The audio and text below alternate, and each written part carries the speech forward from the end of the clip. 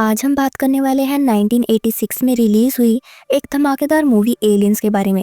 लेकिन इसे एक्सप्लेन करने से पहले चलो एक बार पिछले पार्ट में क्या हुआ था वो जल्दी से जान लेते हैं, ताकि कहानी से थोड़ी सी कनेक्शन बन जाए।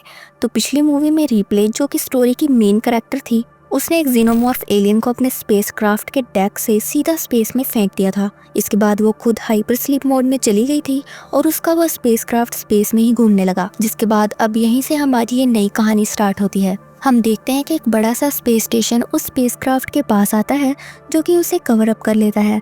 फिर कुछ लोग हाईटेक गैजेट्स के साथ जाकर उस शिप के दरवाजे काटते हैं, जहां उन्हें रिप्ले अब भी उसी स्लीप कैप्सूल में पड़ी मिलती है। फिर वो उसे उठाकर अपने स्पेस स्टेशन में ले आते हैं और अगली सुबह जब रिप्ले की नींद खुलती है तो उससे मिलने वेलेंट कॉर्पोरेशन का एक रिप्रेजेंटेटिव आता है, जिसका नाम ब्रूक था।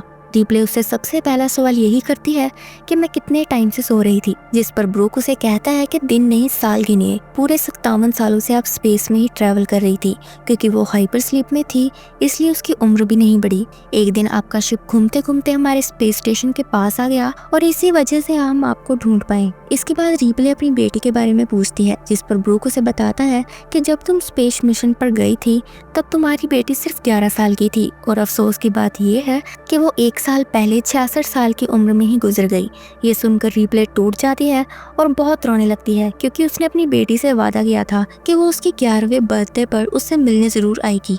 खैर, अब सीन शिफ्ट होता है कॉर्पोरेशन के बोर्ड मेंबर्स की तरफ, जहां वो लोग रिप्ले से सवाल कर रहे होते हैं कि आखिर नोस्ट्रोमो शिप तबाह कैसे हो गया। रिप्ले बताती है कि उस प्लेनेट पर अजीबोगरीब खतरनाक क्रिएचर्स थे, जिन्होंने उसकी पूरी टीम को मार डाला। उसे डर था कि कहीं ये एलियंस उसके साथ पृथ्वी पर न आ जाएं, इसलिए मजबूरी में उसे शिप को ब्लास्ट करना पड़ा। लेकिन बोर्ड मेंबर्स उसकी इस बात पर यकीन नहीं करते और कहते हैं कि LV-426 प्लेनेट पर तो पिछले 30 सालों से हमारे लोग रह रहे हैं और उन्हें ऐसा कुछ भी अजीब नहीं मिला। ये सुनकर रिप्ले गुस्से में आ जाती है और बोलती है कि जब आपको पता था कि वहाँ क्या है तो आपने वहाँ ह्यूमन सिविलाइजेशन कैसे स्टार्ट कर दी। ह्यूमन सिविलाइजेशन का मतलब होता है जब इंसान किसी नए प्लेनेट पर जाकर अपनी कॉलोनी बना लेते हैं, यानी वहाँ रहना, काम करना और पूरी बस्ती बसाना। रिप्ले तो शॉक्ड थी कि जिस प्लेनेट पर जीनोमॉर्फ जैसे खतरनाक एलियन थे वहाँ इंसानों को कैसे सेटल कर दिया गया। उसे यह बात हजम नहीं हो रही थी कि वहाँ कॉलोनी कैसे बनाई गई।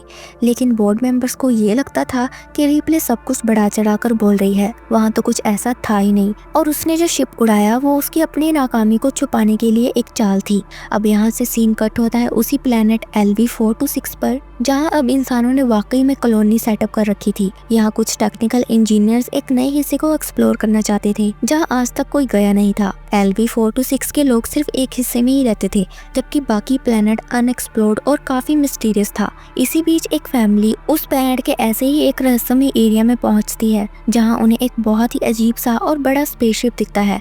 और ये वही शिप है जिसमें एक इंजीनियर था, जिसे हमने प्रोमीथियस और एलियन कवेनेंट जैसी फिल्मों में भी देखा था। ये फैमिली वहाँ सर्वे के लिए आई थी, लेकिन तभी एक जबरदस्त तूफान आ जाता है और वो लेडी रेडियो के जरिए हेल्प मांगने लगती है। तभी अचानक एक फेसहगर आकर उसके हस्बैंड के फेस पर चिपक जाता है।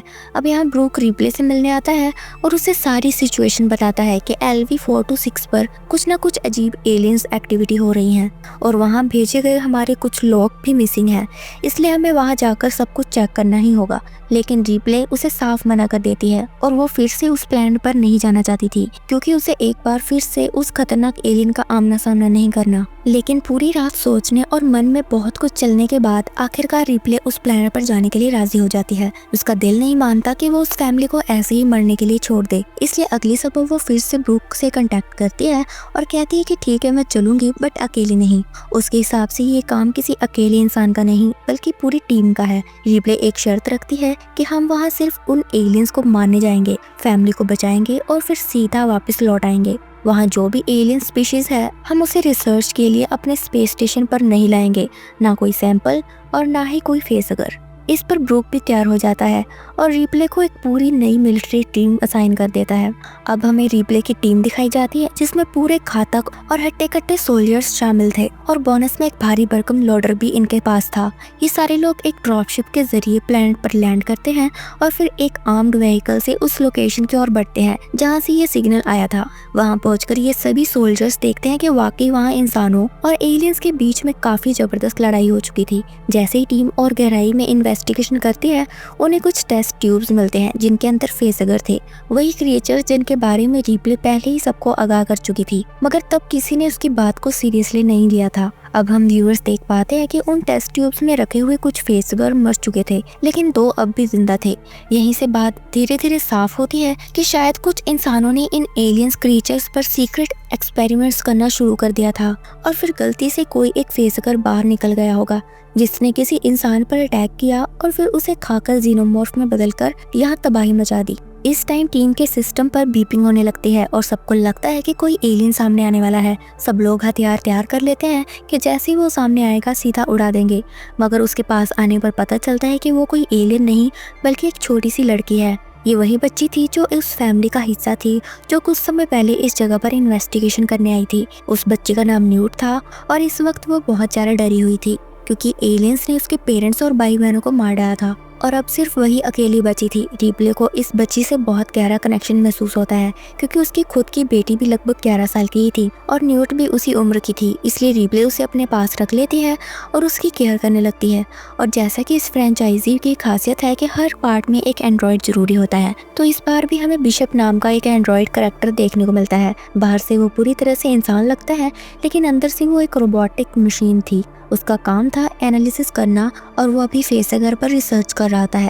इस मूवी में एक और दिलचस्प चीज़ दिखाई गई है कि यहाँ के सारे लोगों के अंदर पहले से ही एक चिप इंस्टॉल होती है जिसे पीडीटी कहा जाता है। पीडीटी यानी पर्सनल डाटा ट्रांसफ़र चिप, जो जीपीएस की तरह काम करती है और लोगों की एक लोकेशन ट्रैक करती है, और इसी वजह से गायब हुए सभी लोगों के सिग्नल फेज 3 से आ रहे थे।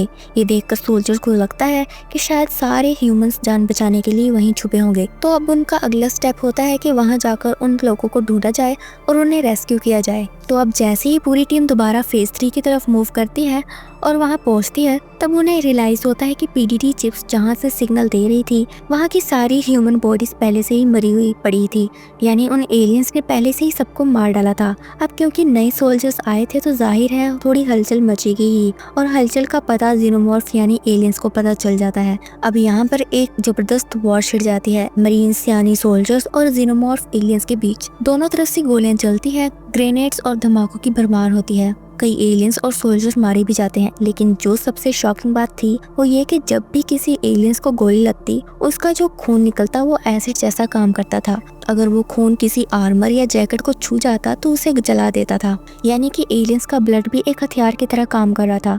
किसी तरह से कुछ लोग बचते हैं, लेकिन कई सोल्जर्स तो वहीं मारे जाते हैं। रिप्ले फिर भी न्यूट को बचाने में सफल हो जाती है। इसके बाद वो उस एंड्रॉयड बिशप को ऑर्डर देती है कि टेस्ट ट्यूब में जो 2 फेसगर हैं उन्हें भी पूरी तरह से खत्म कर दो। इस दौरान सब ड्रॉपशिप में होते हैं और तभी ब्रूक रिप्ले को रोकने की कोशिश करता है। वो कहता है कि अगर हम इन फेसगर को धरती पे ले जाकर रिसर्च करें तो इनसे एक ऐसी आर्मी बना सकते हैं जो किसी भी दुश्मन देश को झुकाने में मदद कर सकती है। जिस पर रिप्ले जवाब देती है कि तुम पागल हो गया, ये क्रिएचर्स किसी के कंट्रोल में नहीं आते। एक बार अगर ये बड़े हो गए तो इन्हें ना दोस्त दिखता है ना दुश्मन, बस इन्हें जान लेनी होती है। अब यहाँ हमें पता चलता है कि ये ब्रूक का ही आइडिया था इस प्लेनेट पर ह्यूमन सिविलाइजेशन को बनाने का, ताकि फेसगर को खाने के लिए इंसान मिल सके जिनसे जीनोमॉर्फ क्रिएट हो और इन जीनोमॉर्फ से गुलामी करवाकर सुपर पावर बन सके। खैर रिप्ले उसकी बात नहीं मानती और उनका खात्मा करने के लिए निकल जाती है। इस वक्त ब्रूक भी उसके साथ ही था, लेकिन वो भी जीनोमॉर्फ के चपेट में आ जाता है। फिर पूरी टीम मिलकर ये फैसला करती है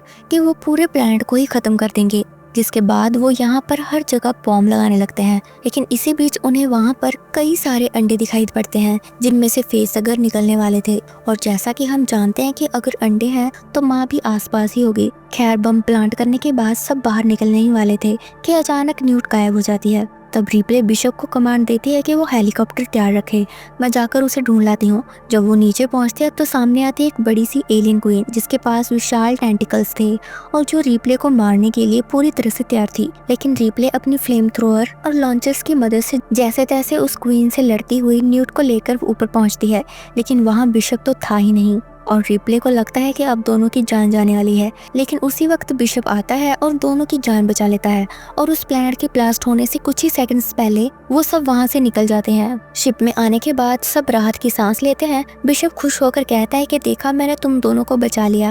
लेकिन जैसे ही वो बात करता है नीचे से एलियन क्वीन की एंट्री होती है और वो बिशप को पीठ से फाड़ देती है। बिशप तो एंड्रॉइड था, इसलिए वो मरता नहीं है, बस उसकी बॉडी के पार्ट्स अलग हो जाते हैं। अब एलियन क्वीन का अगला निशाना न्यूट थी, लेकिन उसी वक्त रिप्ले उसका ध्यान अपनी तरफ खींचती है। अब रिप्ले खुद को बचाने के लिए एक भारी लोडर मशीन में बैठती है और एलियन क्वीन से सीधा फाइट करना शुरू कर देती है और चालाकी से उस स्पेस का एयर डक्ट खोल देती है, जिसकी वजह से वो एलियन क्वीन स्पेस में खो जाती है।